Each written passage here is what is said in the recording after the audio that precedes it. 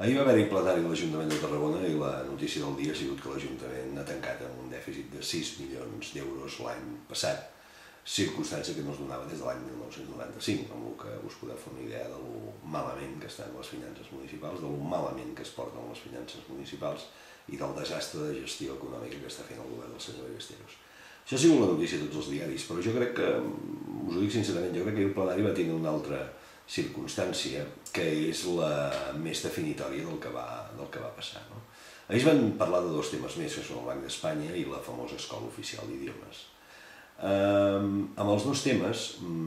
des de Convergència i Unió, vam voler expressar les dubtes sobre com s'han gestionat i com s'han resolt aquests dos assumptes.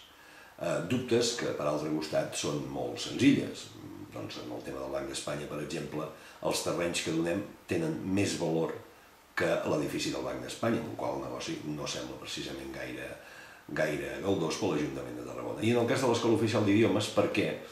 el contracte que ens fa la Generalitat perquè l'haguem de construir nosaltres és absolutament lleoní, amb unes clàusules molt dures per l'Ajuntament de Tarragona, perquè us feu una idea. El lloc diu que la competència és de la Generalitat, i ho és.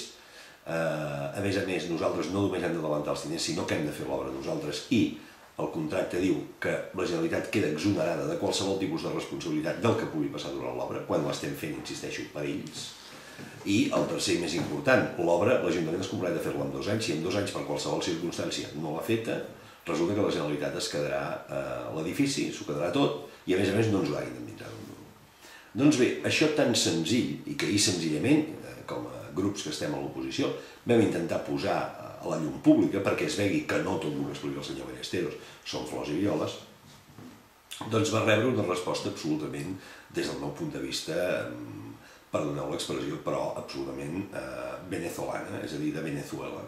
Estem en un ajuntament on el senyor Ballesteros s'ha convertit una miqueta en el Chávez, no? Aquí el que discrepa és pràcticament, però agredit amb tota la cavalleria. És a dir, ahir per dir això,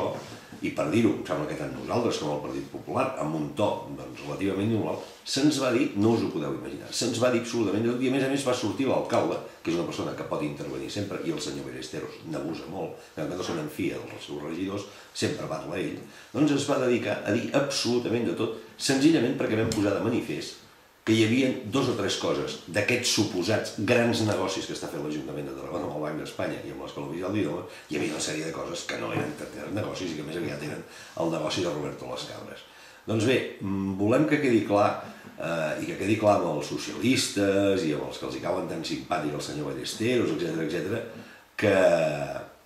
encara que segueixin amb aquesta actitud prepotent, que pràcticament no deixen parlar, que no admeten cap crítica, que contínuament estan fent referències al passat, que nosaltres seguirem igual, seguirem fent la nostra feina, i allò que estigui mal fet ho denunciarem. I ja poden cridar i cridar i cridar i cridar, que qui més crida no és qui té raó.